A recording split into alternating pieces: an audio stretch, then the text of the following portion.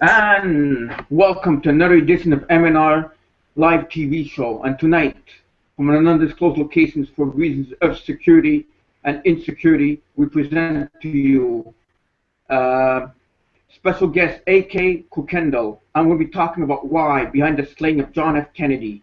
We'll be talking about that and many various scenarios of why John F. Kennedy was killed. And also we'll be talking a lot more about UFOs also with our great guest and author, A.K. Kuykendall. But before I get to that, let me introduce to you the one and the only, from Montreal, the madman himself, the coffee man, the McDonald's man, the A.K. man himself, the madman Mario. How are you? Rob, it's good that I'm here. I'm happy to be back. Last week was mind-blowing. This week it's going to be another mind-blowing. In fact, it's going to blow your mind so much that it's going to knock the socks right off your shoes. I mean your feet. And are you excited tonight, my friend? Are you excited who we're going to get as a guest? A.K. Kuykendall talking about the John F. K. assassination and also the UFOs. Yes, Robert. Like I was saying, I'm so excited for tonight's show. I'm not wearing socks because the guest is going to blow them right off your feet. So you better strap on your seat and just enjoy and listen to all the information. Yes, and this show has been brought to you by the Montreal Anti-Illuminati Task Force. Shall we begin? Definitely. We've got a lot of information for you folks this week. We have so much information, it's crazy.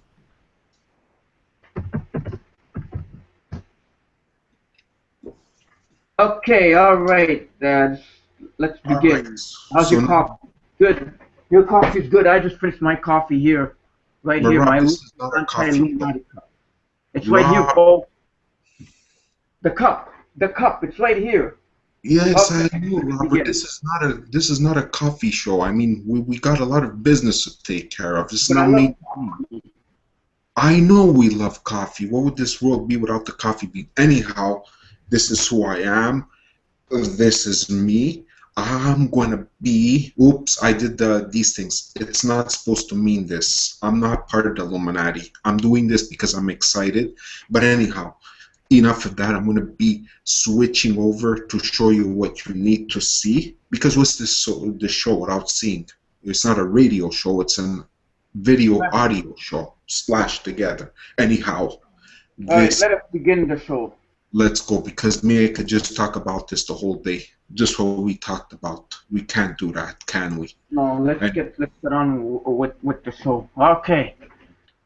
Yes, our famous introduction, right? It's right here. Yes, a beautiful MnR Productions blog at MnR Productions Mario blogspot.ca. Mariolaur, Rob. Let's get it right. It's Mariolaur. I know you're so excited about the show. I can't even see it. Right? Mariolaur, yeah. Because I get confused with MnR Productions Mariolaur, MnR Productions Mario L, and all these things. It doesn't make a difference. All the people have to do is go on last week's show, and it's right there. It's all over the web. It's not a big deal. Don't get excited. It's not about getting excited. All right, so that's it. Now we're just going to go down and show you. Here it is. You just click on play, and it's right there. If you don't see it, refresh. Or reload, depending on what browser you're using. Because in a Chrome browser, it says reload. And there's a beautiful Chatango, and it's a lot of action there all the time, and it's wonderful having Chatango. And we want people to communicate. So folks, communicate, talk to each other. We've got to get the word out about what is going on with the Illuminati, the New World Order. All right. And study the website, because there's a lot of stuff to know about this website. Go looking deep into what we do, and this is our guest for tonight. And now we'll take you straight into the pictures, the popular pictures of the week, which is found on both Conspiracy Talks, Google Plus, Facebook. Did you know the Pentagon is upside down pentagram, the symbol of Satan? Very interesting. It doesn't surprise me, and yes, I did know. In case people forget, because people. But it's for you folks that don't know, because we're here to educate people. And for the people that forget, because it happens that people do forget, so we have to refresh them. Exactly. Now the next picture, this comes from Mr. Miller, last week's. Last week's guest, Apple computer, and it says it all. It was the forbidden fruit that Eve ate.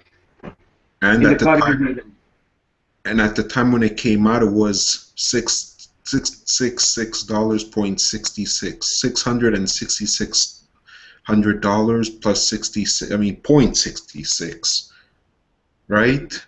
Yes, you're getting there, my friend. It's tough, man. You know, it's numbers. I'm surprised. Look at that. It came with 6K gigabytes of RAM. What are you gonna do with that nowadays? You can't even watch our show with that. Anyhow, so that's it. This is Mr. Miller, you did a good find. Last week he was on our show, for the people that know Mr. DC Miller, and he found that, and we decided to post it.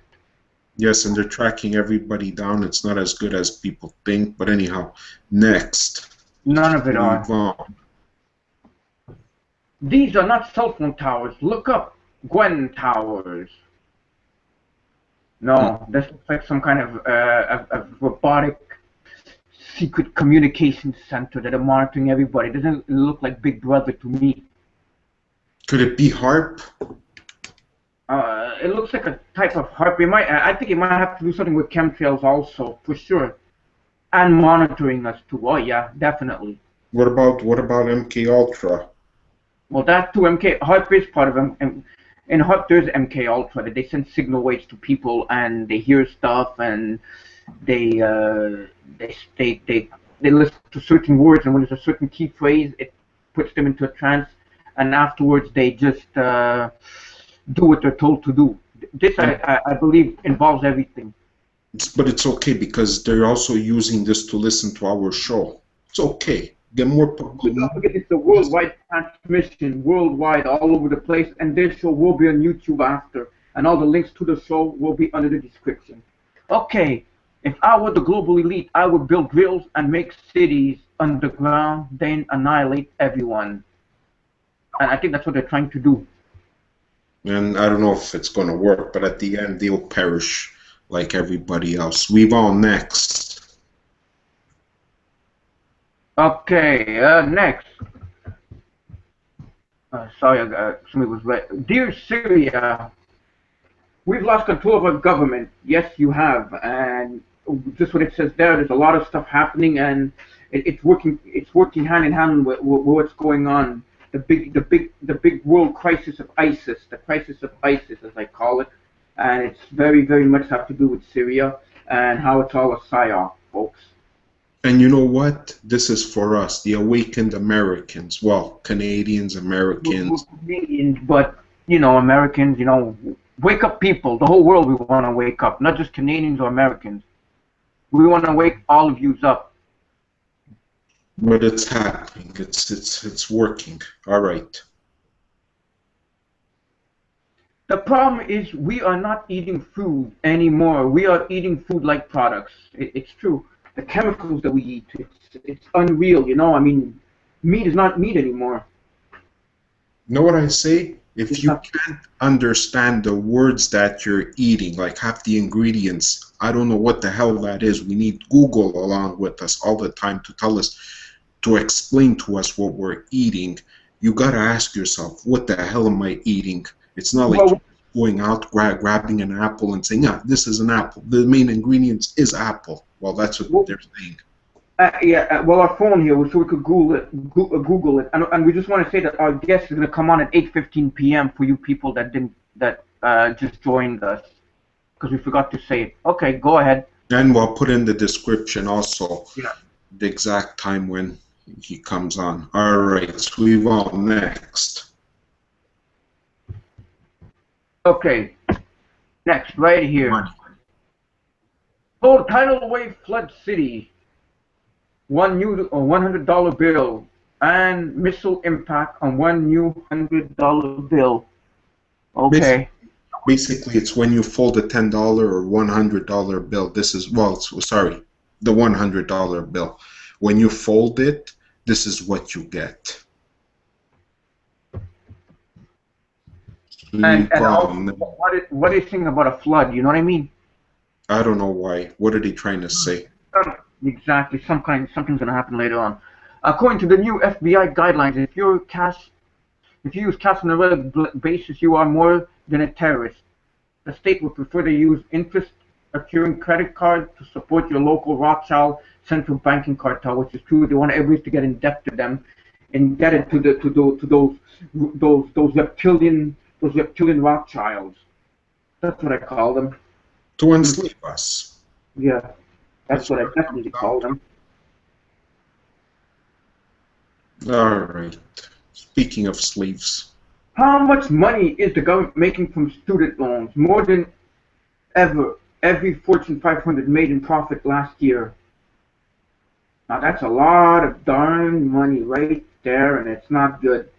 So they're making money off everything. It made even more money than Exxon Oil, Mobil and Apple and JP Apple, Morgan. Walmart, and Google. And you know how many people buy at Walmart, right? Yeah. JFK, right down the alley of who we're getting on as a guest today.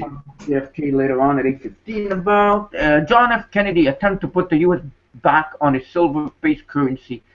Abraham Lincoln attempted to create an interest-free greenback, which did not give large bank profits. Murdered. Andrew Jackson successfully dismantled the USA central bank of the time. Assassination attempt but failed. So one assassination attempt and two murdered by the New World Order Illuminati. So we know what that's all about. And if the presidents of the United States don't get in line, well, they have plenty of stuff to worry about. So these guys weren't puppets. Who we have now, they're puppets.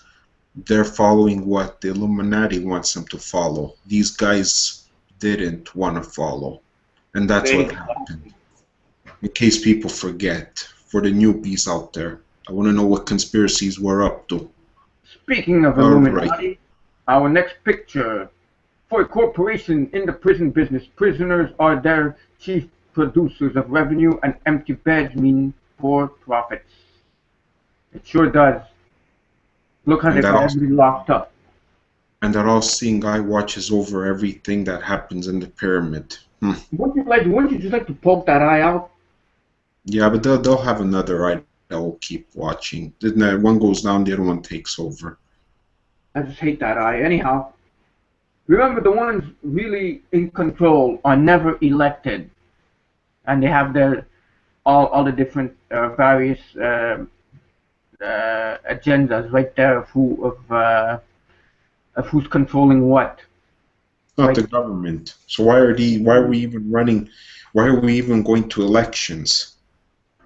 It's all pre-planned anyways. It's to make the false illusion that we elect people, to give us a false sense of power, that we elect and we put people in power, but whoever wins anyways, it's all controlled. The two sides are controlled by the same power, the hidden power, a power so evil that some men are scared to talk about it in fear of being eliminated. And we're being lied to. Sweet mom, next. Did you know? Baby formula contains cupric sulfate. Cupric sulfate is a toxic pesticide proven to cause intestinal damage. Oh, that's not good. How could they do that? How? And they're giving it to the kids, the babies. Yeah, exactly. Not something good at all. To depopulate them at a young age, while us. It would make them sick, yeah. What if I told you that the current war in Syria is not meant to defeat the CIA front organization ISIS, as the Illuminati could not install a puppet government like it did in Ukraine? Yeah, that's true. So what do? They create something new, ISIS. It's all a lie, eh, Rob? Yeah.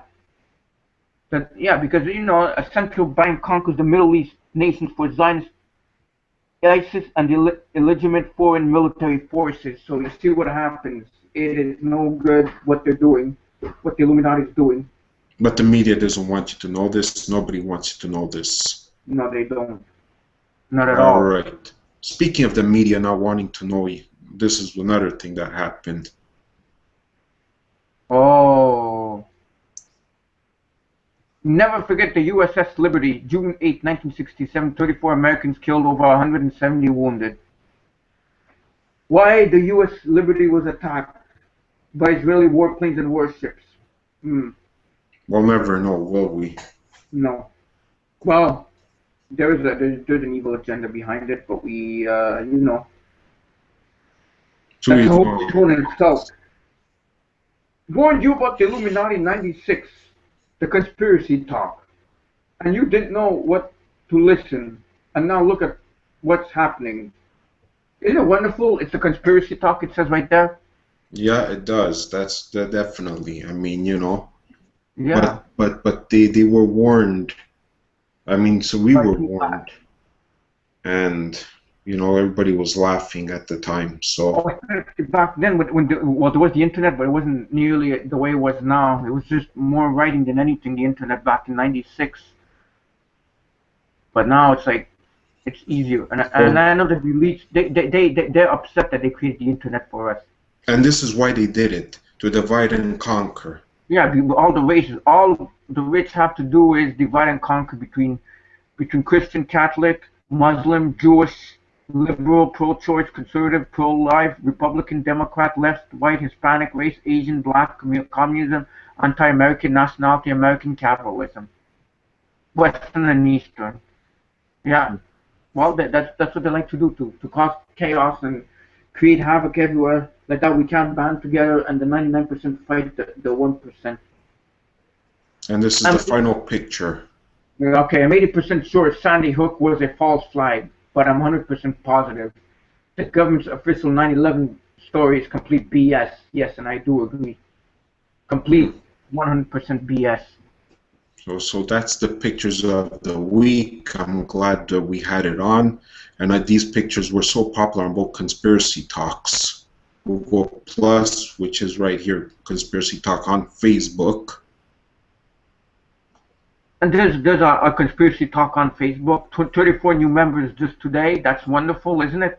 No, it's unbelievable every day, and it's like so much action. I can't keep up anymore. You know, sometimes I'm like, whoa, this is too much info. And there's the posting that I put up of either the show coming or the show, and this is our blog right there. Yeah, so that's it. Anybody can join. You know, be nice. Don't spam. Don't troll. Don't get anybody pissed off, ticked off. Right? Right. All right. Now, first order the news.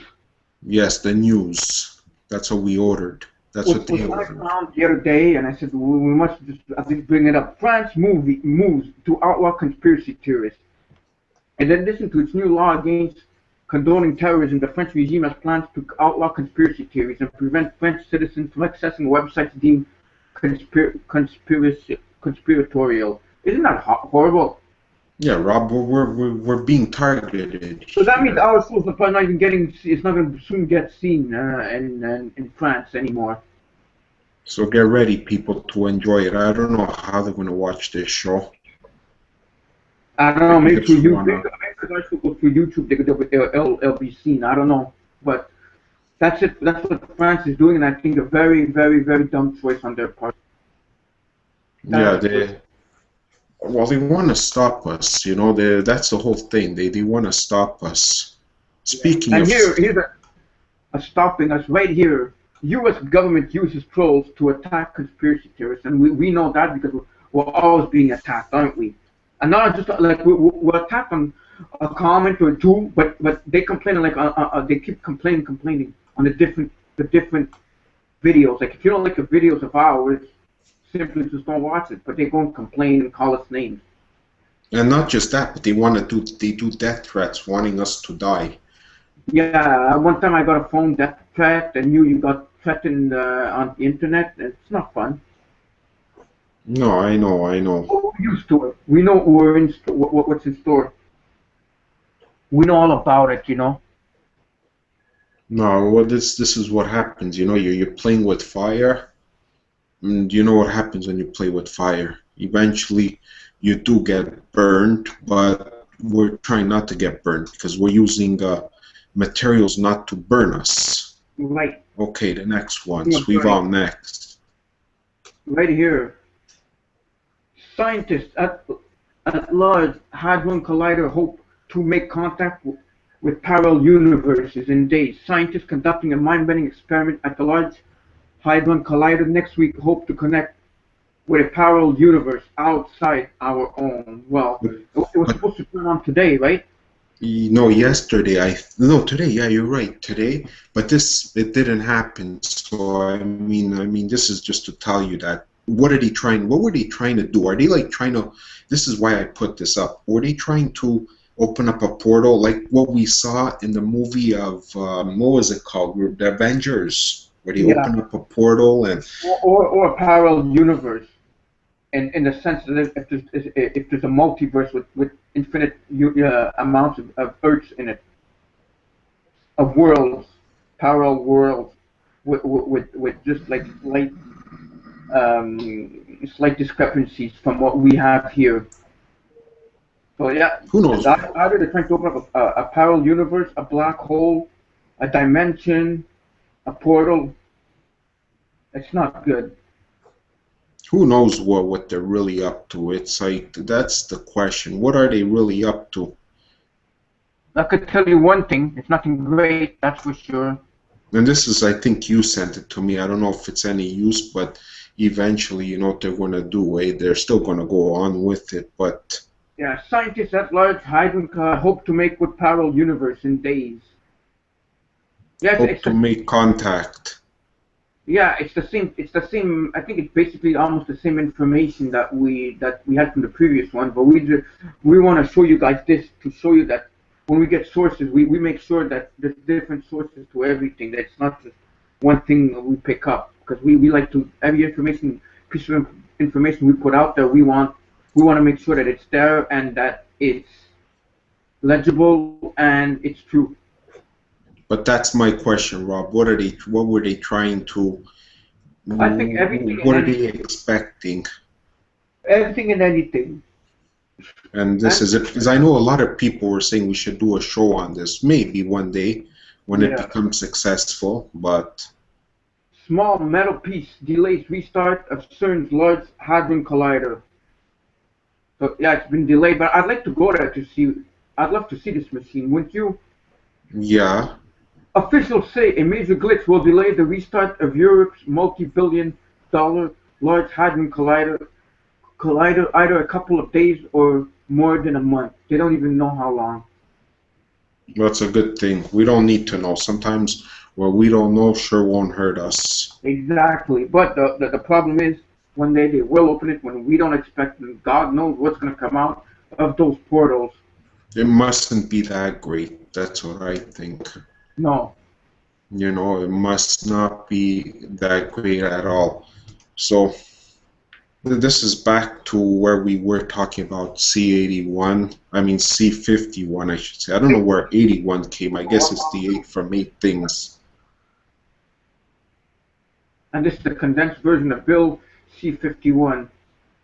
And over 60 pages, Bill 61, the Anti-Terrorism Act, and this is in Canada. We're just gonna show like what it's all about, but we're not gonna read it. And look at all that. It gives the government discretion to pick and choose which individual and groups Yeah, it could be us. to target for further scrutiny. A hate speech that has no connection to acts of violence. And this is in Canada. Did it pass? I don't know. I don't think so. Not yet.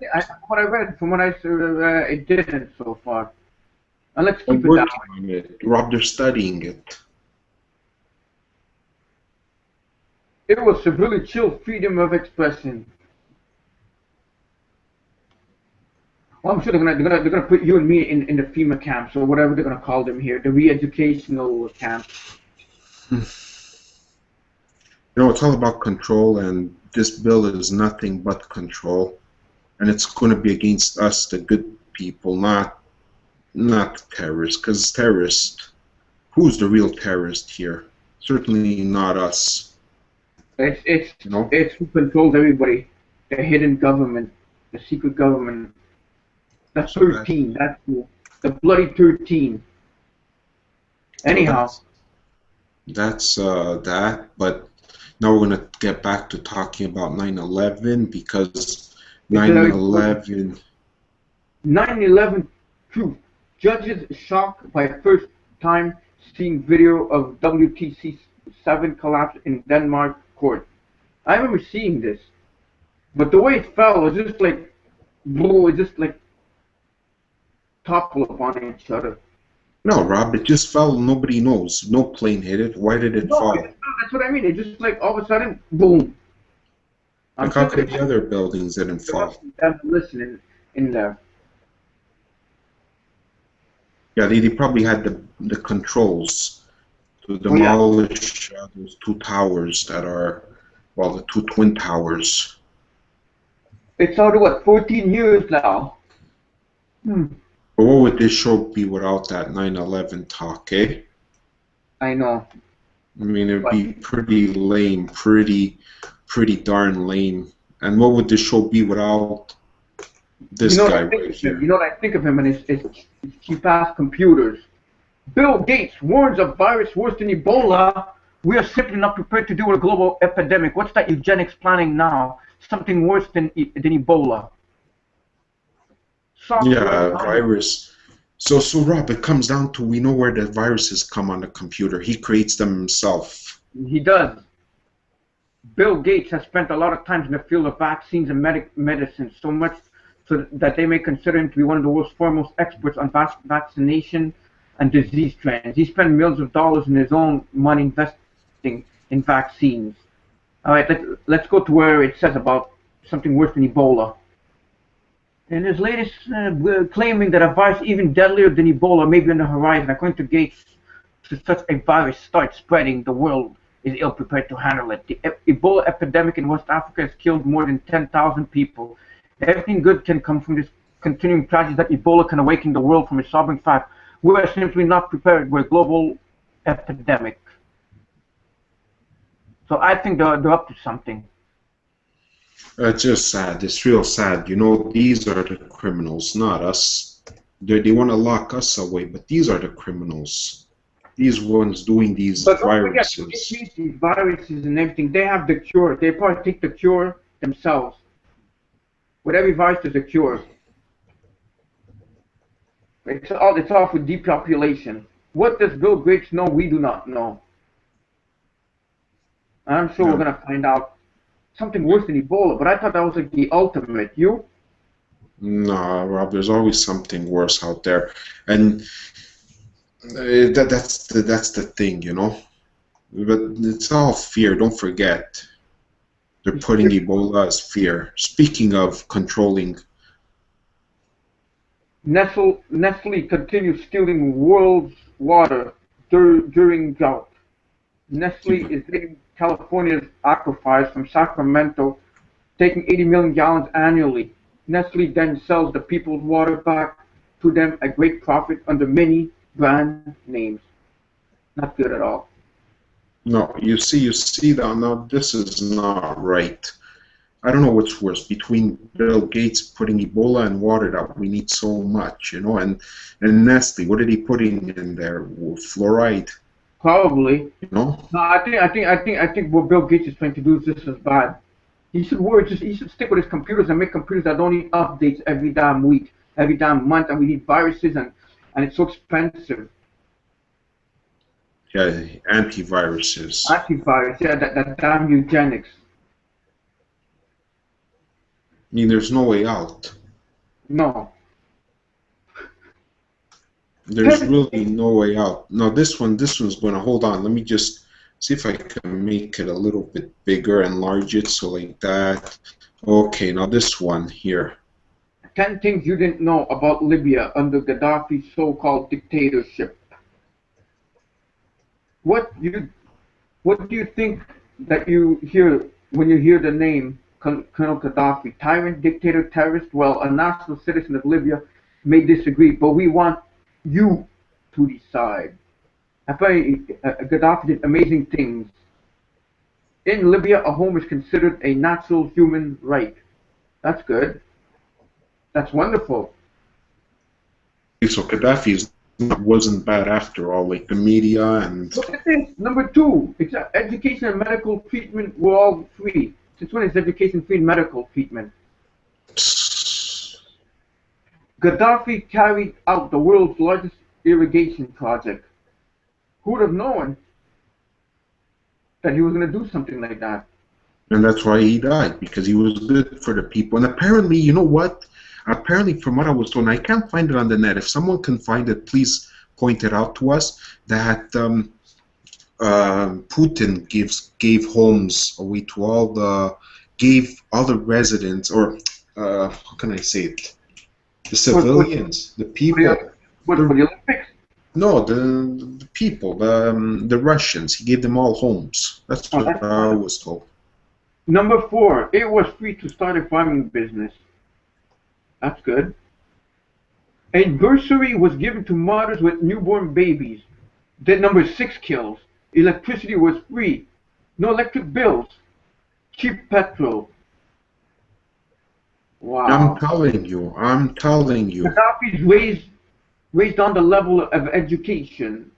So, because people were like illiterate. So what the heck? Number 9, Libya had its own state bank. That's why the Rothschilds had to come in and take it. Those greedy Rothschilds. Number 10, the gold dinar. Now I remember that was the thing, and they took it down after the fall of Tripoli. So was Muammar Gaddafi a terrorist? Yeah, so now you people know. And we think we have it good here. Oh, you're crazy. We're slaves. All we do is you pay and have to work. We have to work 12, 13-hour shifts just to pay what we don't need, what we shouldn't have to pay. Anyhow. No, the next one, because we're running short. There's just so much news and information. Right there. Spirituality in the New World Order is a one-world religious authority in formation. I definitely think so. Right there. Talks about the Pope Francis. He wants to head the future UN with all religions. And globalization of religion, as well as what calls for global political authority over the world's spirituality. It's like, you know what, they're all a big happy family. That's what all this is. Exactly, because they want to get the Christian, Muslim, Hindu, Buddhist, about 45.3 billion people. Various theories have suggested that one world religion will emerge as part of a new world order. It is possible that powerful people in the global elite desire, if not an acute monolithic world fate, then a global hemorrhage over the world's spiritualities that religion and follows can be influenced to a central authority. The blueprint for global religion authority. And that was last September. In September, the Pope was discussing this. This is horrible. I know. It doesn't impress me. I mean, what can I say? No, it doesn't shock me. It doesn't impress me. So, I don't know, man. Anyways, this is a long article. Yeah, get to the next one. Yeah. I mean, we don't have much time. I'm telling you, we should just do a show just on what we find on the internet.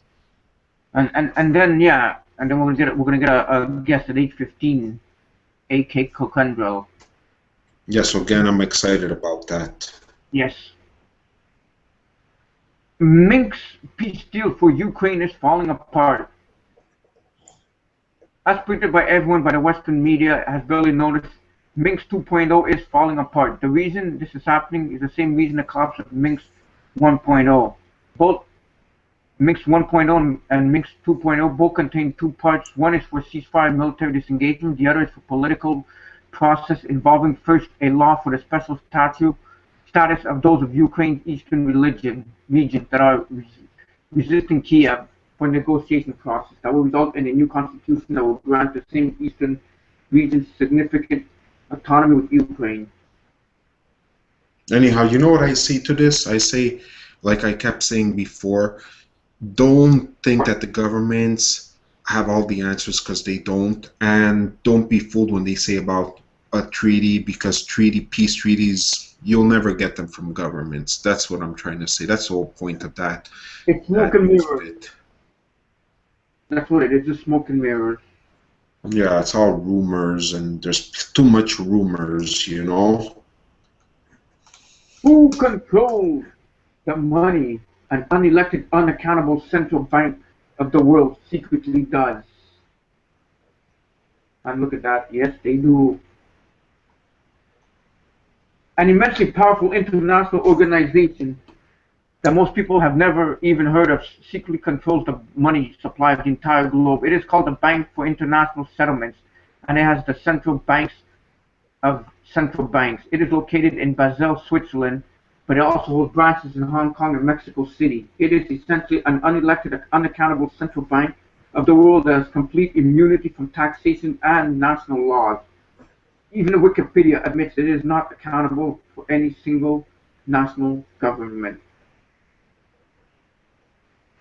You know, they have our money in there too, eh? And they could shut us off at any time, especially digital currency. But if we kept our money, let's say, in a hidden place, they wouldn't know, but they want to outlaw money, like paper money or coins.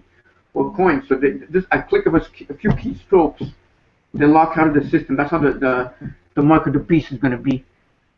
They control us and they have power. They have our power because they hold our money. When money's all an illusion to begin with. Well, that's what it is.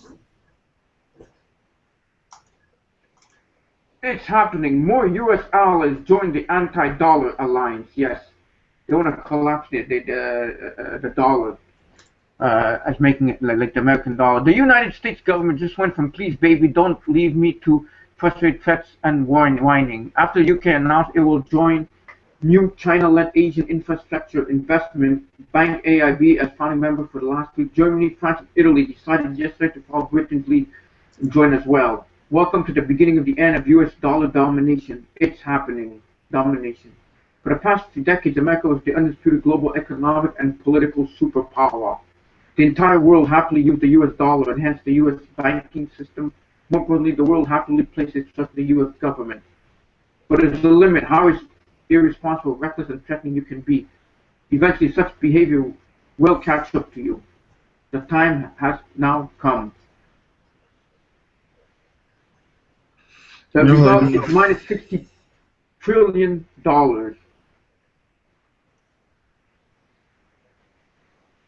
Whoa, that's a lot of that. We can't even count that kind of money. No, Rob. No, we can't. The Rothschilds are estimated to be around 600 trillion. So, to them, that's nothing. Well, does this mean there's going to be more war because they can't control? They want this. They want to cause a collapse of the entire system. They love it. And don't forget, if something collapses, there's going to be all kinds of like civil wars and everything. And they're going to come in and sweep and say, we've got the answers. Problem, reaction, solution.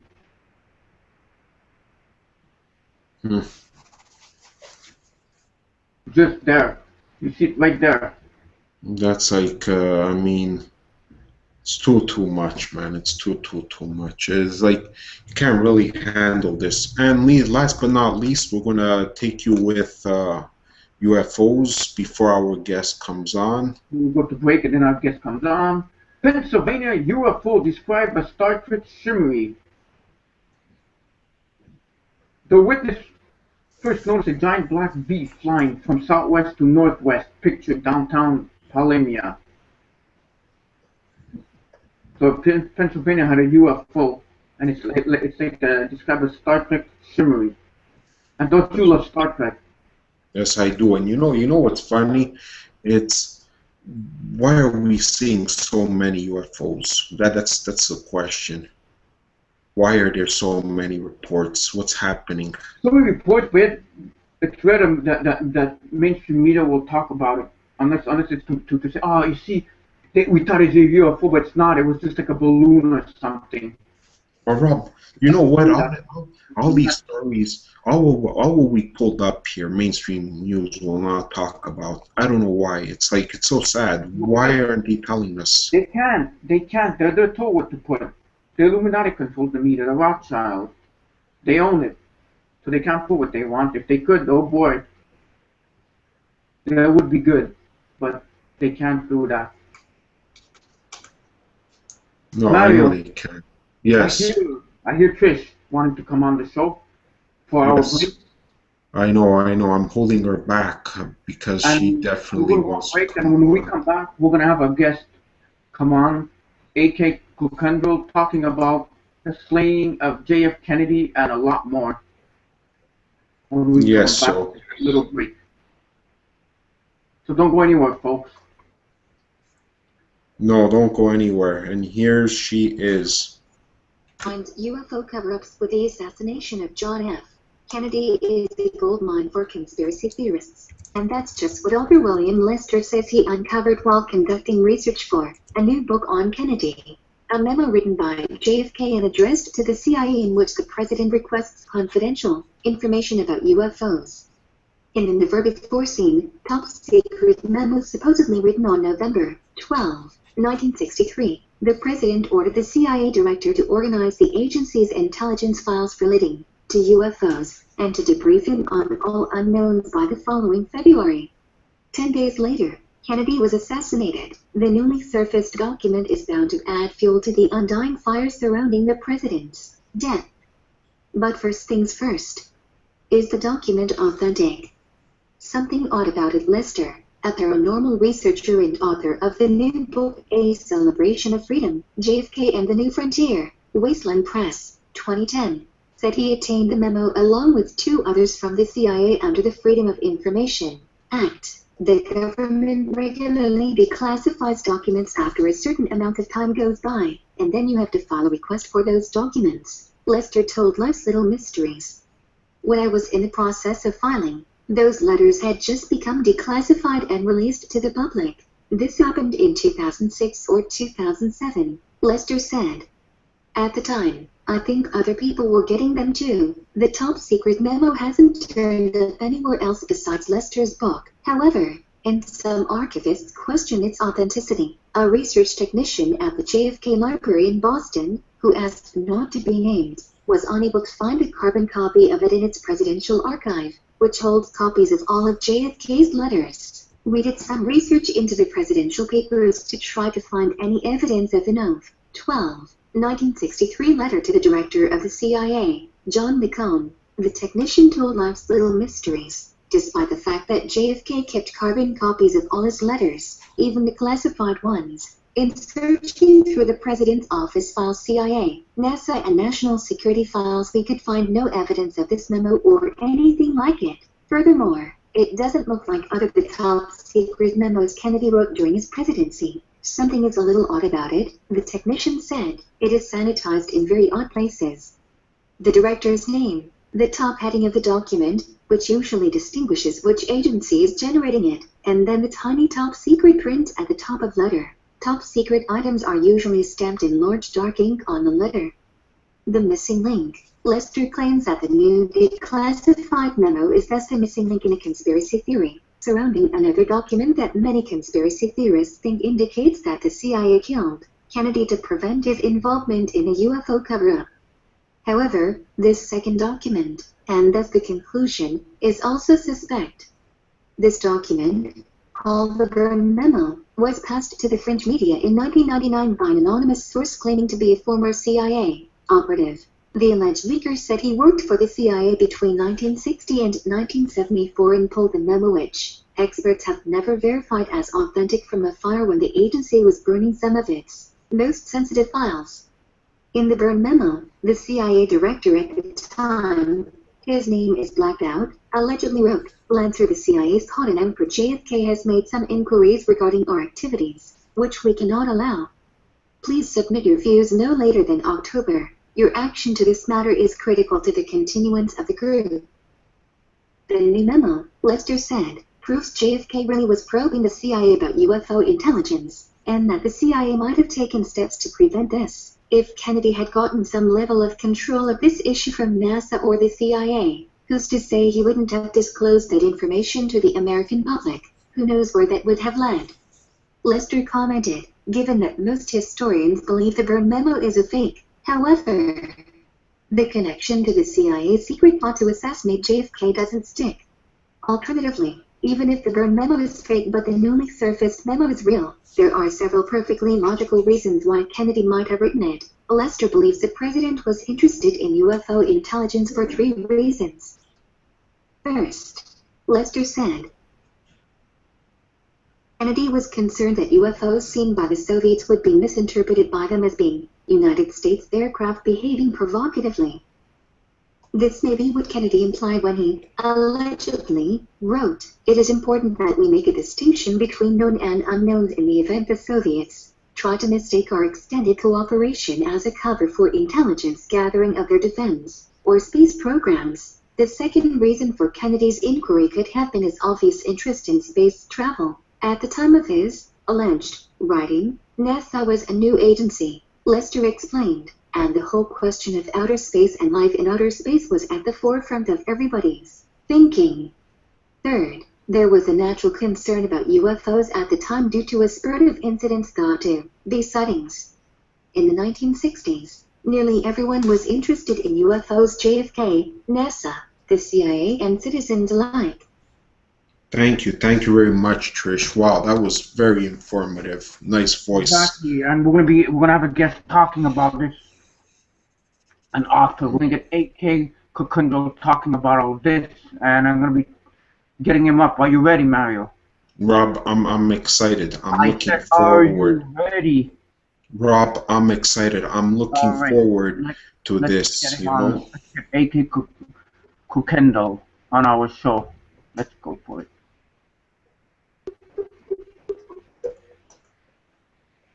And if you have any questions, you can post them up here on Chatango. You know, I mean, and I'm sure you will have questions. There's plenty to talk about. You know, I mean, it's always very exciting. You know, I mean. Hello. Hello. How are we? Hello. Hello, A.K. How are you? I'm doing good. How about yourself? Great. Welcome to the MnRTV Live Show. It's an honor to have you on. Thank you very much. Thanks for having me. All right. So, how have you been? I've been pretty good. I've been good. You've been good. Okay. So, my viewers would like to know a lot about you.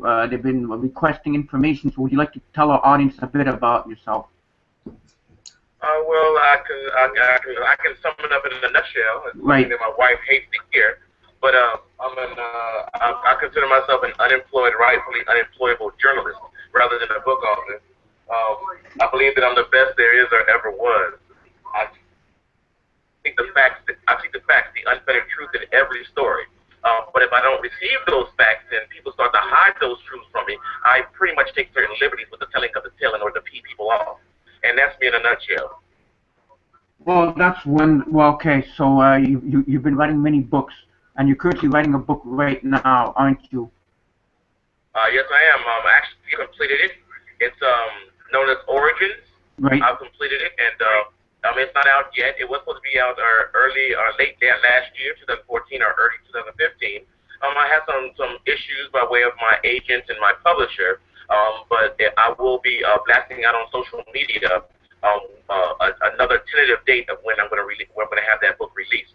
Now, mind you, I never self-published anything. Everything I've ever done, I've always published traditionally. So my fan base or my followers would have to pretty much just hold their breath until the project comes out. But rest assured, when the project does come out, it's really going to raise some eyebrows because it talks about a plethora of what they call conspiracy theories, even though I write what you call fact-based fiction.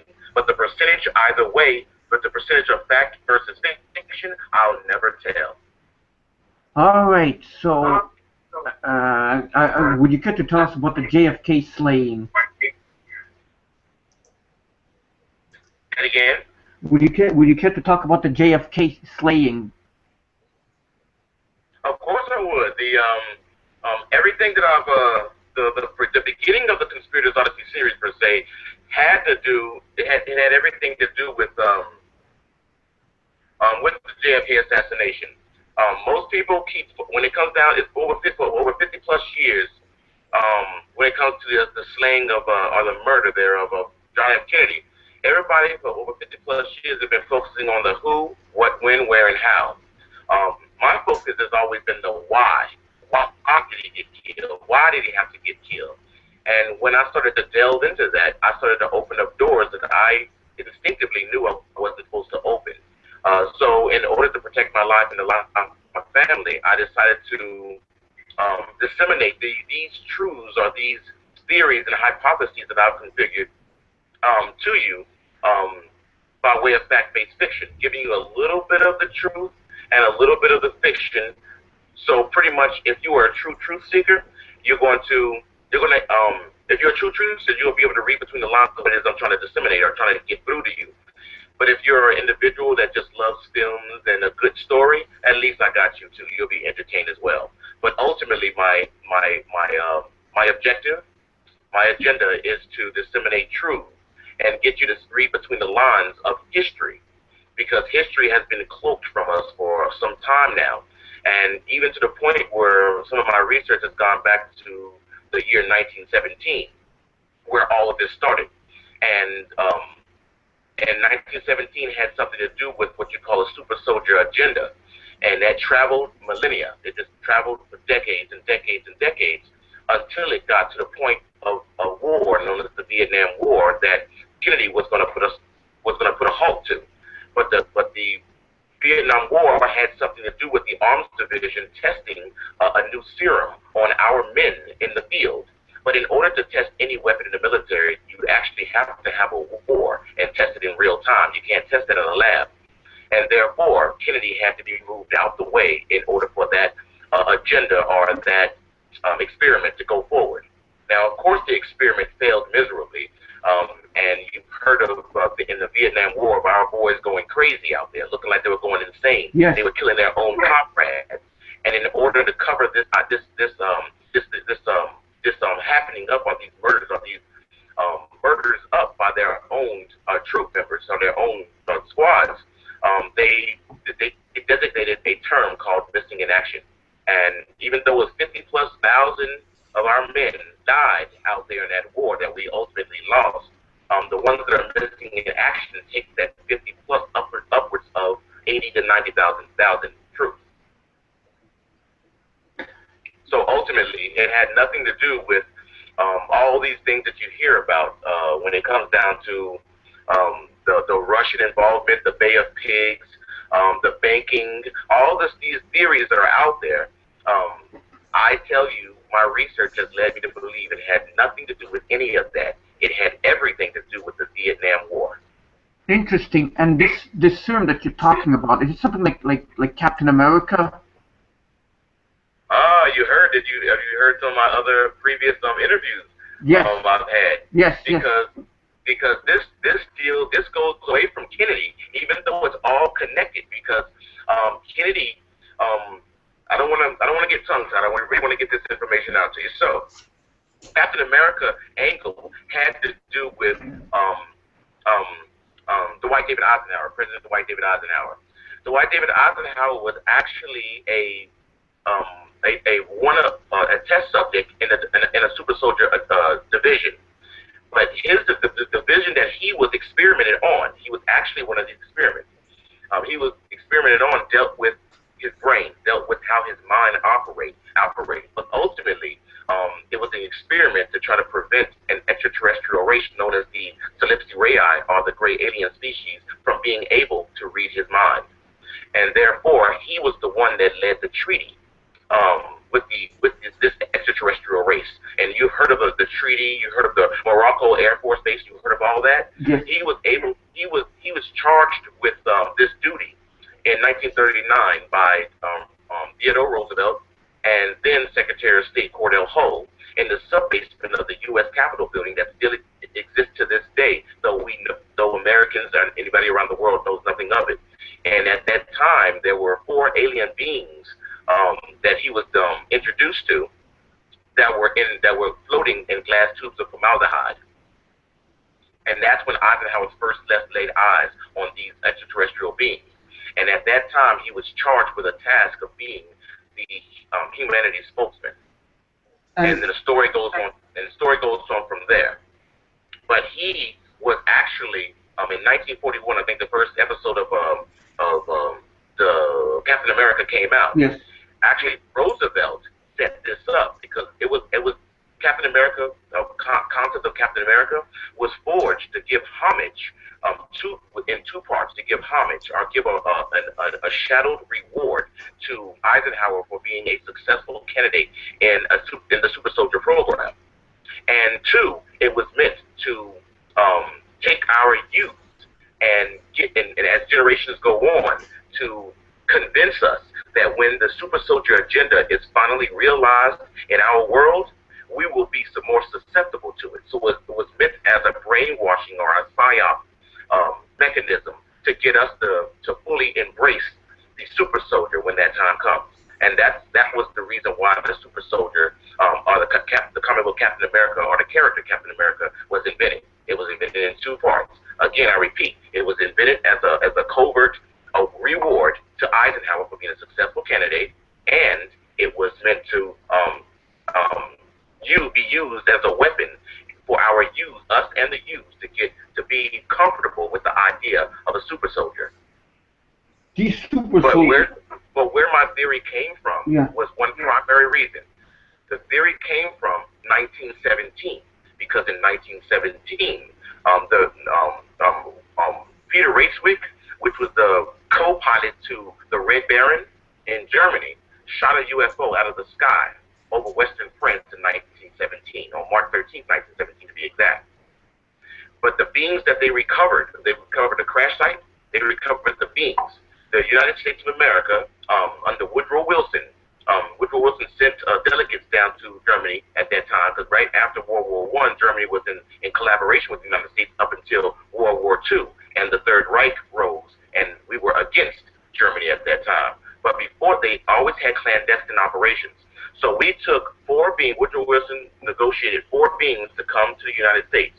And that's when they used the Washington or the architects, or the U.S. Capitol architects, in order to construct the underground labyrinth and the sub-basement of the U.S. Capitol building in order to house these beings. But they got the craft, and they got 4 beings of the 9 that were there. But the reason why they were in cahoots with Germany, because Germany supplied the Americas and their agenda, which they brought Germany in on, but only covertly. They weren't really meant to let them see or understand the concept of the super soldier agenda. What they wanted to do was use the people of Germany and whatever they could disseminate, men, women, and children. And they wanted to experiment on them instead of bringing it to our shores and experimenting with our people. And Germany supplied a plethora of men, women, and children, and they supplied this out of the Jewish population in Germany, i.e. the Holocaust and whatnot. Yes. Because if you've seen in their pictures, you've seen their heads are bulbous. You see how they're doing heinous experiments, freezing them to death, burning them alive. They're doing all these experiments. That actually has a prime connection to the United States of America and their clandestine operation to forge a superhuman soldier, or to develop a superhuman soldier. And think about my concept when I talked about Captain America. Eisenhower was a successful candidate of the super soldier program, but in Germany they were creating monsters, i.e. Captain America's nemesis, the Red Skull. And this super serum, what does it do to the person that takes it? The details of that I do not know, but I do know that they were developing this serum. They've been developing it. They've been working on the super soldier agenda ever since 5 years after America's Civil War. This serum, this serum for the Vietnam War was supposed to. Their agenda was to these individuals to be more stronger, faster, able to regrow limbs faster than normal when the arm is blown off in war.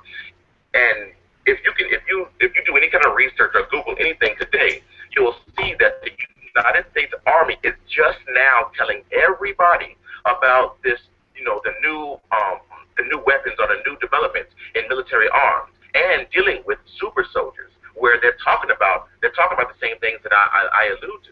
They're saying things like regrowing limbs, being able to live off their fat stores for weeks, even to months. If they get their arms or legs shot off in battle, those arms and legs grow back like a frog in a sense, or a lizard's tail. These things are actually being disseminated and told by the United States Army to this day. Just Google it, you'll see super soldiers, and you'll see how far DARPA has taken us. But my theory that stretches back to 1917 goes in, and Roswell and the Roswell UFO crash goes into plays into the understanding of my theory or my hypothesis, because how does anything in science get developed? You always have to have an origin. In order to, even if you're a tinkerer, like an inventor, you have to have an origin. You have to have been playing and tweaking this here and there over the years until you got a finished product. Same thing. This new development by DARPA and the science division of our clandestine military operations, they had to have a start. They were experimenting with us with syphilis. They were experimenting with us in Germany. They were experimenting with us even with Shiro Ishii out of Japan. They've been all over the globe trying to develop this superhuman soldier. And now they've come closer than they've ever been before, because the Vietnam War was an utter failure. And who was left to hold the bag? That was Lyndon B. Johnson. But Lyndon B. Johnson knew good and well the reason about the super soldier agenda. He knew good and well about that. And basically, he didn't care. He just wanted to take the seat over what he called the Oval Office gigolo, which was JFK. So he knew about the assassination, but he told these guys that what you boys are working on will make history, and what you boys will make history. But ultimately, when it failed, he was left to clean it all up. He pretty much sold his soul to the devil for power. And these beings that you said that the president saw, what were they? Who were these aliens, anyways? Where did they come from? You're talking about the beings who are, you talking about Eisenhower? Yes, Eisenhower. Like for viewers to know, where did these aliens come from? What are they? They are what they're called. They are the Calypsi Rei. We call them the Greys. Yeah, we call them the Greys. In my concept, I know their name to be the Selhu. That's CEL -JUL, the Selhu, which are known by science terms in our world as the Calypsi Rei, and what we all know commonly as the Greys. The Greys were the ones that were in collaboration with the United States, because ultimately I believe that the Greys were looking for something ever since their craft was shot out of the sky in 1917. They were looking for someone, whether it was like maybe a royalty rank or a very important citizen of their species. They were looking for something, and to the point where my research led me to believe that the gray alien species actually was about to destroy an American city, and that was in 1942. And we all know this to be the Battle of Los Angeles, where they sent a destroyer, and they threatened Roosevelt that if he did not release whoever they had since 1917, they were going to destroy an American city. They didn't know which one they were going to destroy. And Eisenhower, which was on multiple command appointments in World War II, was summoned by Roosevelt directly in order to stop this impeding invasion. But we were teetering on the bridge of war, an all-out war with the Greys, and it came to a head in 1952 in something called what they called the Washington merry-go-round. Remember all the UFOs that were spotted over Washington D.C. Yes, I over do. the U.S. Capitol building, over the White House? All that had to do with 1942, because they still did not get back whatever they were seeking ever since 1917, which Roosevelt's administration and Roosevelt was lying to the gray alien species, even though he signed the treaty. He signed the treaty. Eisenhower developed the treaty. He signed the treaty, and basically, there was not supposed to be any lies between them, but they believed that Roosevelt broke the treaty that he himself wanted between our species. Because basically, we collaborated, the gray alien species collaborated, because the gray alien species has been fighting another species since the dawn of mankind, since mankind's first planet was on Mars, before we were seated on the planet, this blue planet known as Earth. And that's the reptilians, which are known as the Eniguinoids. Yes. It's a fierce alien race, but the great alien species has been fighting for an era, for a millennium. I'm talking about constant fighting, even before we were seated on this planet. So therefore, in this current time, basically we collaborated with them in order to fight the Eniguinoids. But it was mainly because we wanted to have time in order to develop our new weaponry, in order to find a way of fighting the Greys, if the Greys ever got out of hand, and of course fighting the Eniguinoids. But the Eniguinoids have influenced humanity for countless generations, and even to the point where they're among us right now, because they can shapeshift based on shapeshift into anyone they want to shapeshift into, basically because we are part of the Eniguinoids. We are part of the reptilian species because of a part of your brain called the amygdala, which scientists call the reptilian brain. That's part of every human being, and that's the reason why they're able to shapeshift to look like any one of us. These aliens, what are they? Where do they come from? Are they demons or something, or hybrids, or some interdimensional beings? Where do they come from? I don't buy into the concept of interdimensional beings.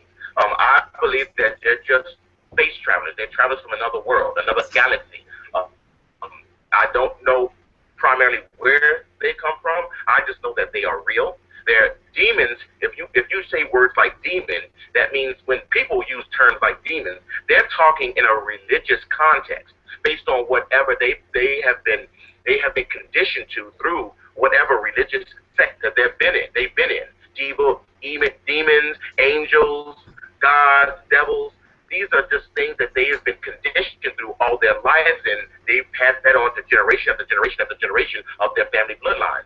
When those demons and angels and all this other kind of stuff have happened to do with the species visiting us for ever since the dawn of mankind. Craft flying in the sky, aerial battles like over Nuremberg, Germany. All these things people keep contributing to religious processes because they didn't know how to describe what was going on in the sky. They didn't know how to describe all these major and powerful lights in the sky. Even when the Bible talks about Jesus Christ being resurrected, he floated away. He floated up and away on through smoke and fire, lights, smoke, and fire. That's a craft taking off. It has nothing to do with a person, but that's the only way that people back then thought of things. They thought of things for a religious context because they were conditioned through their bloodline to think this way. Humanity has been praising and bowing down to reptilian species, which are subterranean extraterrestrials. They live beneath us, and they've been praising the great alien species as well. These are the things that you see in Egyptian cave drawings, deep in the catacombs. You see the species bulbous heads. You see statuettes of reptilian aliens with crowns on their heads. Where's all this stuff coming from? It has nothing to do with religion. These are just species influencing humanity, and they're doing it to this very day. Are there any reptilians living among us? Is the U.S. government part reptilian? Are they half human as per se? The simple answer is yes, and they're in the highest echelons of our military and our U.S. government, as well as globally. I can tell you this: the reptilians are subterranean species. I can just tell you about the reptilians. Yeah. They're subterranean species.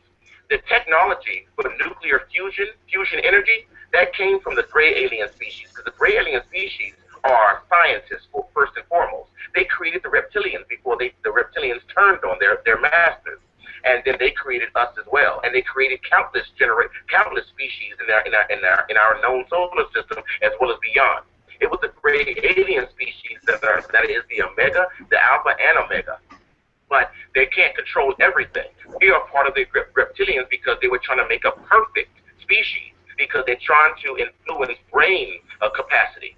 We use about less than 2% of our brains, even though humanity smugly says we use 10% of our brains. We don't use nowhere near it. We use less than 2% of our brains. Reptilians use around 15 or plus % of their brains, but the Calypsi rayi, or the gray alien species, they use upwards of 50% of their brain capacity.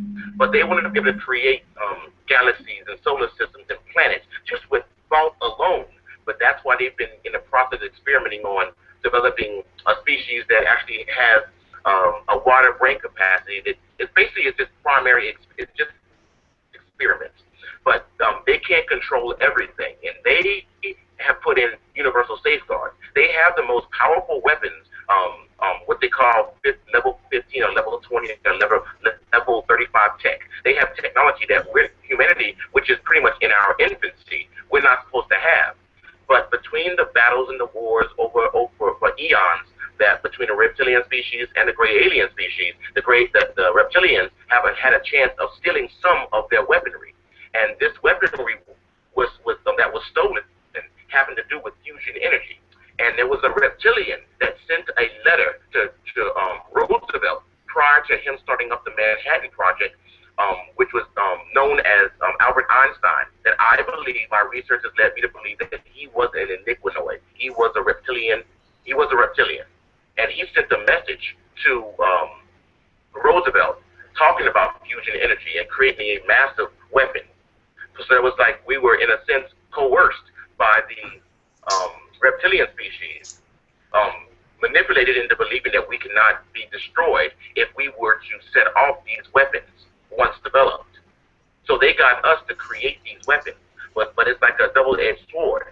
We wanted to prevent the gray alien species from destroying Earth, just as they did our first planet, which was Mars.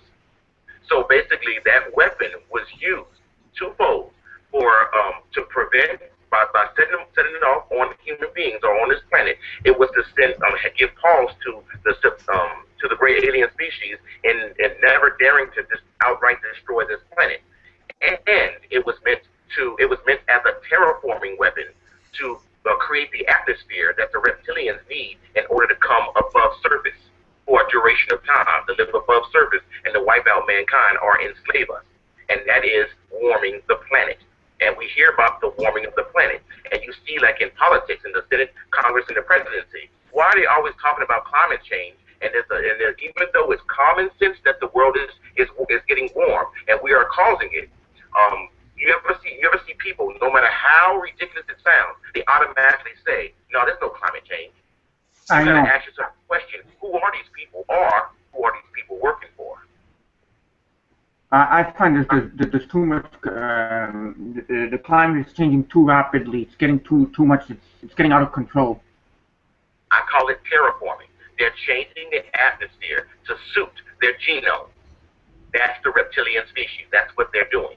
And it all started in this drastic shift in the warming of the planet. It all started when Truman, following Roosevelt's last words before he died, it was a letter sent to Truman, which was his successor. He was the vice president, if I'm not mistaken. Truman was the one that set off that dropped the bombs in Hiroshima and Nagasaki. That was when, if you just do your research, that's when the world started changing temperature-wise drastically, fluctuating back and forth. And that's also between all the testing of the bomb in the deserts in America as well. Everything started then, and that started the constant shift in our weather patterns. It started the corrosion of our planetary alignment, as well as it started to warm the Earth, and that's continuing to this very day. That's the reason why we are the only country to have ever set off those vile weapons known as nuclear weapons. Do you think we can trust the Greys? And what do you think they're after? The Greys are a scientific species. They're not after no war. They're after balancing the universe in one way, shape, or form. Now, don't get me wrong. They can be they are nothing but a scientific species, but they can be the fiercest of warriors if you cross them. And the iniquinoids know that. That's why they've been playing a cloak and dagger game on this planet for us, for eons. They know this. So what do you think? Do you think like all this technology that we have, the internet, the cell phones, do you think all of this is alien technology? Yes. Remember how, if you think about how these things came about, it's like in less than 100 years, we went from, damn near inventing a wheel to, to having, computers that and machinery that can make us fly and all these things. We did this within it exploded and exploded primarily after the technology they got from 1917, the technology they got from the Roswell UFO crash incident, all this technology as well as fusion energy. Out the blue, we came up with fusion energy under Roosevelt's watch. He green lighted the Manhattan Project. It was so secret. It was so secret. It was pitiful. And if you think about the with the book I just completed, Origins, which I promise it'll be out as soon as I can. Once I get rid of this controversy around my publishers and my agents and figure out what the hell's going on, I will get that book in your hands. But unfortunately, ladies and gentlemen, I do not self-publish, so it would have to be a traditional publisher that would take it and run with it. So what happens is that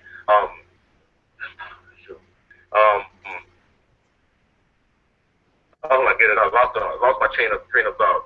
In Origins, I talk about many different subjects, and I also talk about Roosevelt and the stuff that he did beyond all the great things that we only know of through history. Pearl Harbor, Hawaii, that was Roosevelt's doing. Roosevelt allowed the Japanese fleet to bomb and kill American soldiers. He allowed that to happen in order to get Americans into World War II, in order to start the path, in order to drop the bombs on Hiroshima and Nagasaki in Japan. All this I talk about in my book. I'll talk about how Roosevelt, because Joseph P. Kennedy threatened Roosevelt with, in private, of course, it wasn't publicized, but threatened to run for president because Joseph P. Kennedy was a big financial backer of Roosevelt for many years. But when he threatened to run for the presidency against Roosevelt, Roosevelt set out on a mission to kill his family. He started to try to kill John F. Kennedy. And even though John F. Kennedy was not even on the radar, most people keep asking me this, he was not even on the radar. He was not even a political figure. He was just a lieutenant that was running a PT boat, a PT-109 in the Pacific Ocean. But it was a Japanese destroyer that actually cracked his ship clean in half. That was actually an assassination attempt on Joseph P. Kennedy's son. A few months later, Joseph P. Kennedy Jr. died on a bombing run. And then a few months later, the Kennedy sister, one of the Kennedy sisters, actually was supposed to be with her new fiance, and that fiance died. But then that same sister got married about a year later, got married to someone else, and they both died in a horrible accident. I'm telling you, ladies and gentlemen, all of that is connected. Every last bit of it is connected. Alien agenda is connected. Roosevelt is connected. Because think about it, if we had all our fleet, think about this. If you think I'm crazy about talking about Roosevelt actually allowed Pearl Harbor to happen and actually green-lighted or allowed American soldiers to be killed, our great Roosevelt. Now everybody loves FDR. If that to happen, think about all the three ships, the three destroyers that were on maneuvers at the time of the bombing on Pearl Harbor. If they were into a port like the other ships were, they would have been destroyed as well. Then we would have had no maritime ships, naval ships on the oceans, and the oceans would have been free reign for any other country to isolate. We would have been down for years.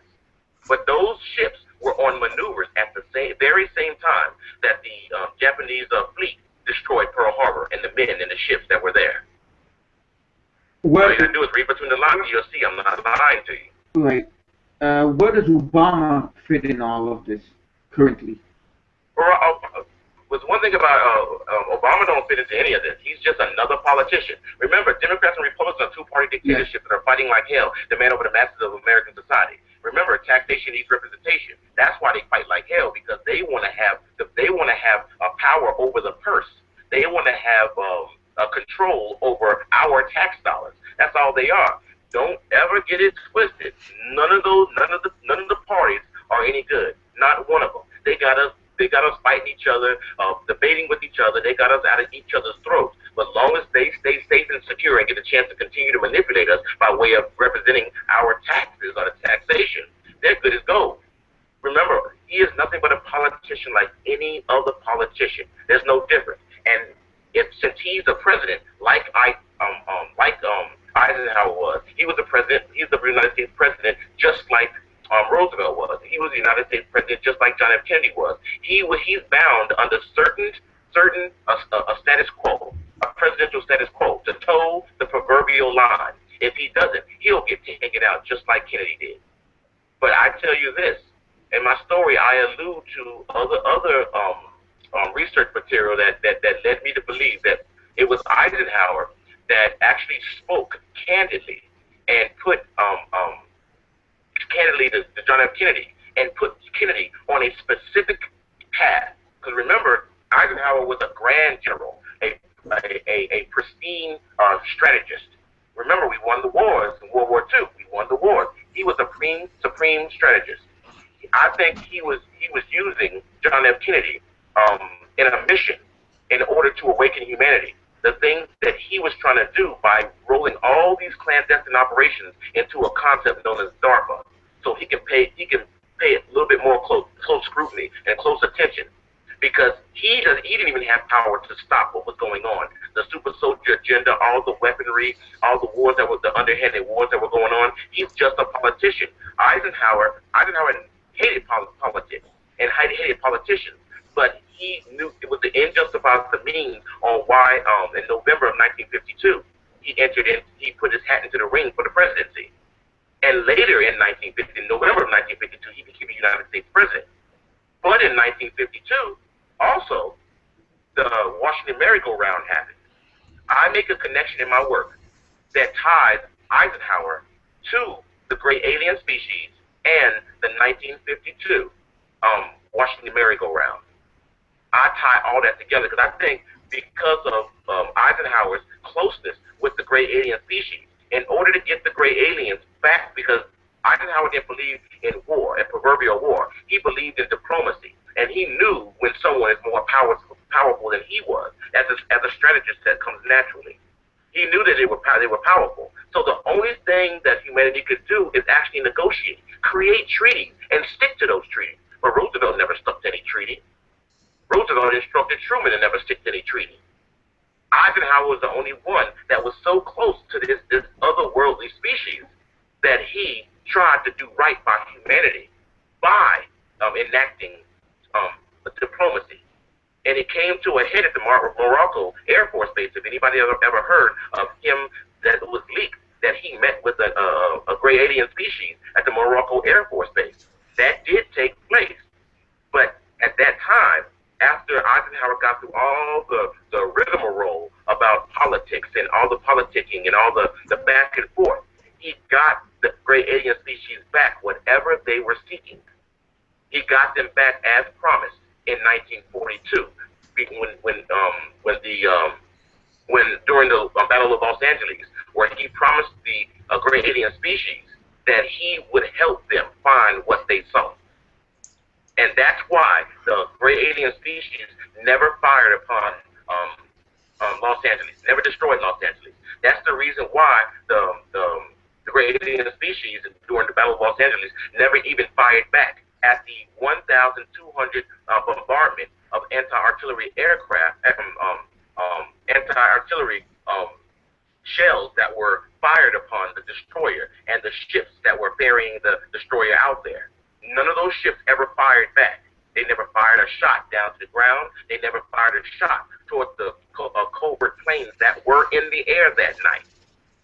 Nothing ever happened. They just the craft just moved back southward until it disappeared. That was Eisenhower's doing. Eisenhower negotiated the stand down from the gray alien species that was going to destroy Los Angeles in 1942. Where does alien abduction fit in? I can't hear you. You kind of broke up a little bit. I'm sorry. Where does alien abduction fit in all of this? That's part of the treaty. The alien abductions are part of the treaty. Remember, the gray alien species which are our creators. They are a scientific species, which I alluded to earlier. That had to be a part of it. But the Enigmanoids, they have craft as well. They have aerial craft as well.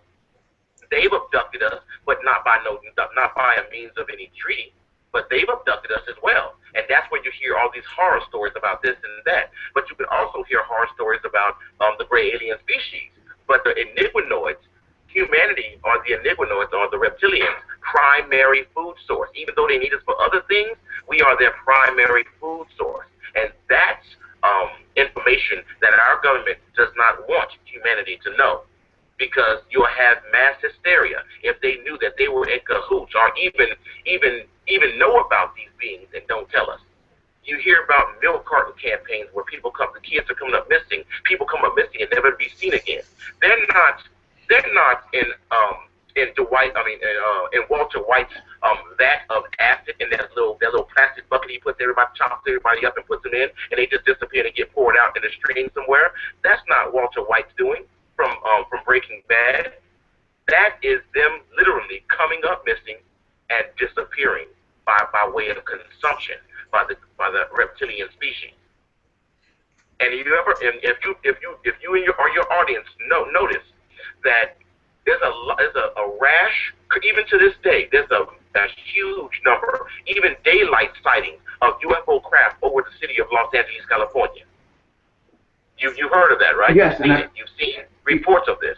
So many times. My research also leads me to know that underneath, even in the water, in the subterranean, the water underground, even underground the city of Los Angeles, is a hub for the reptilian species, and they live underneath the ground, in the rubble, and in the water of Los Angeles, California, and that's why the gray alien species are monitoring them from above, keeping them in tow, because they can't, in order to go to war or to destroy the reptilian species, they would have to go out to an all full-out battle, which is against their own bylaws, their own universal bylaws that prevents them from revealing themselves to humanity.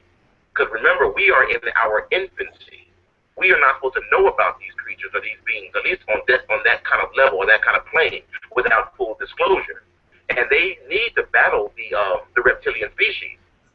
And what's happening is that Hollywood and Los Angeles, California period, is a hub for the shape-shifting reptilians by way of fashion models. I know people are going to start researching this, but I'm telling you, those tall, slender, beautiful men and women, trust me, think twice. Think twice. These individuals could very well be Enigmanoids. They could very well be reptilians. Oh my God, you got me speechless. So you're saying these models that we see, they might not even be humans. So we should not go. At all. We should not be involved with them. At all. They have their own. You ever notice that these models, they make a lot of money to wear someone's clothes just down the hallway, just down the alleyway, come back. They are wealthy. These beautiful people are the wealthiest people. These reptilians, they in a sense got some kind of envy complex. They want to be amongst the most beautiful. They need to be amongst the most powerful. That's the only way they can be the most influential. You understand? The most beautiful people get into the White House. The most beautiful people get to be around some of the foremost bigwigs, the richest people in the world, even to themselves being the richest people in the world. They crave power. That's the only way they can have their own secret organizations, secret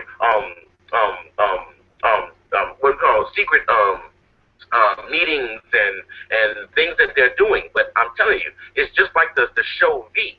Don't let the artists that write it just like I do, fact-based fiction, or what I believe that they're disseminating truths, but sugarcoating it with fiction.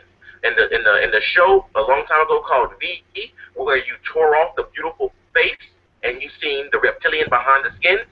Yeah. That is reality. That's not fiction. That's reality. And even John Carpenter in his cult classic They Live, he was talking about that as well. So when we die, what happens to us? Life after I death. have no clue. I have no clue. You don't know if we clue. go to heaven or if we're reincarnated or anything like this.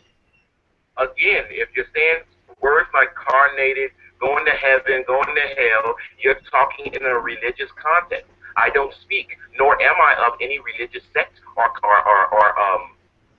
consciousness. I study all religions, but I follow none.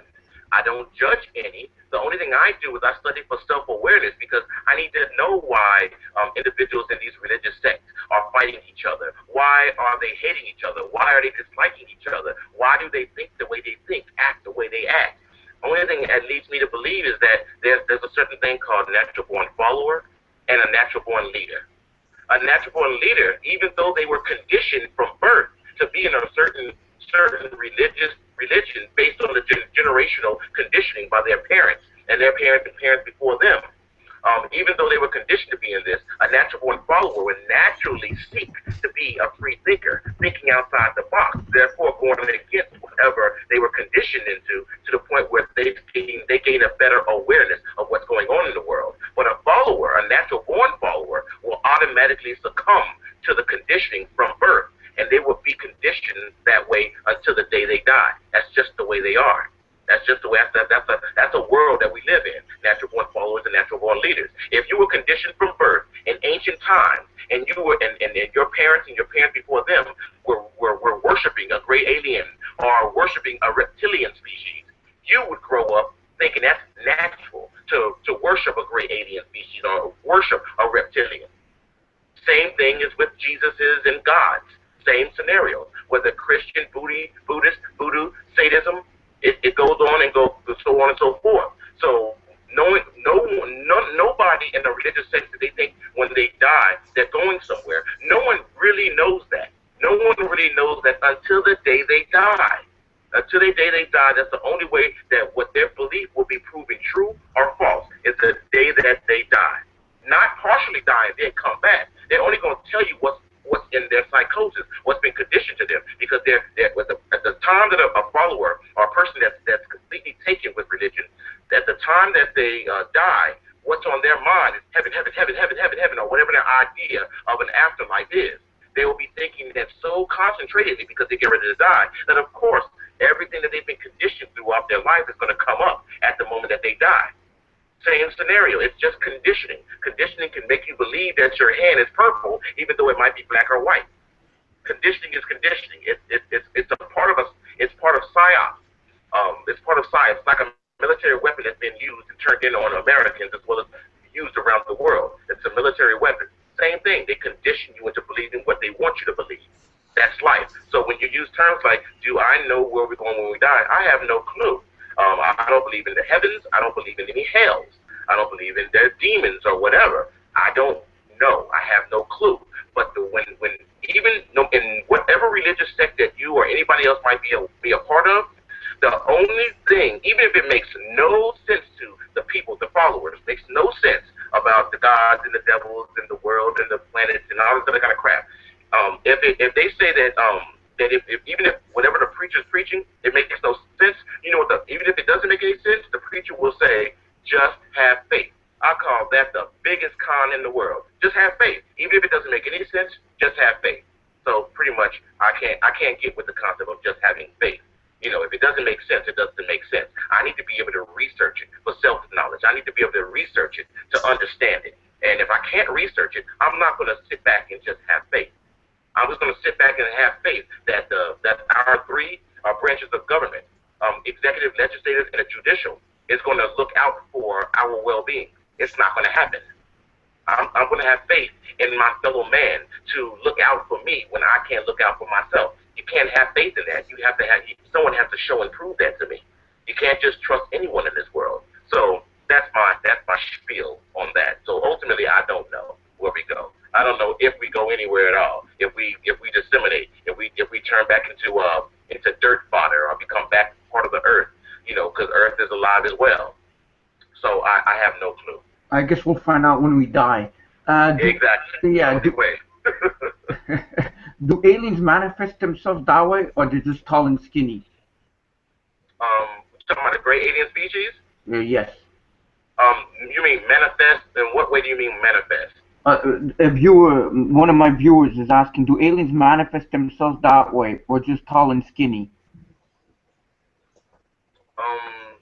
I really don't understand the question, but if I'm gonna see if maybe I'm saying this right. The actual viewer, if I'm going to answer them right, I have no clue about the manifest. Manifest is like appearing out of nowhere, and that has something to do with technology or cross dimensions and things like that. But they are tall and skinny. I mean, the ones that we don't usually see are the tall and skinny ones, the ones that Eisenhower was actually in cahoots with, which was the higher echelons of the great alien species. And he was in cahoots with the tall and skinny ones. We had the tall and skinny ones, or had the tall and skinny ones in the sub-basement of the U.S. Capitol building, which Eisenhower in 1939 was introduced to by Roosevelt and then Secretary of State Cordell Hull, as I mentioned before. They were tall. There was two of them that were tall and skinny. I'm talking about massively tall and skinny. But then we had two other great alien species that were smaller. And the ones that we hear about in reports of abductions and whatnot, they're always the smaller ones, which I look at as being the minions, the workhorses, the one that goes to get the abductees for the experiments on the ships. But no one really describes the tall ones. But Steven Spielberg, he described the tall ones in Close Encounters of the Third Kind. You've seen that last alien that came out? It was really tall and had the arms that stretched way out. Yeah.